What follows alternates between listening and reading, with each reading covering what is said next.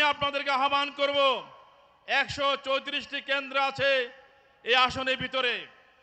প্রত্যেকটি কেন্দ্রের আমাদের কর্মী ভাইদের অনুরোধ করব, লাশ পড়বে কেন্দ্র থেকে আসা যাবে না, লাশ পড়বে কেন্দ্র ত্যাগ করা যাবে না, লাশ পড়বে বুট বানচাল করতে দেওয়া যাবে না।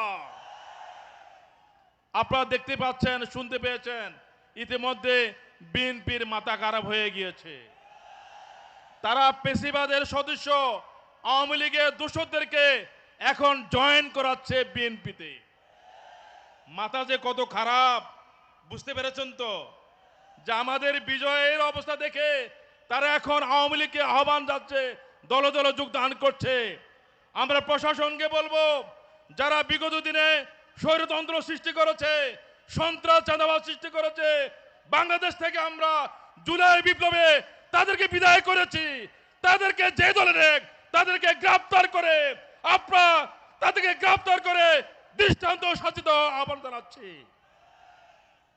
আমি পরিশেষে আহ্বান জানাবো, আমরা আমাদের ভোটারদেরকে পাহারাদারি করে আগামী 12 তারিখ নির্বাচনকে সফল সার্থক করার জন্য, পাল্লামার্কার বিজয় অর্জন করার জন্য উদাত্ত আহ্বান জানিয়ে আমার বক্তব্য শেষ করছি। আল্লাহ হাফেজ।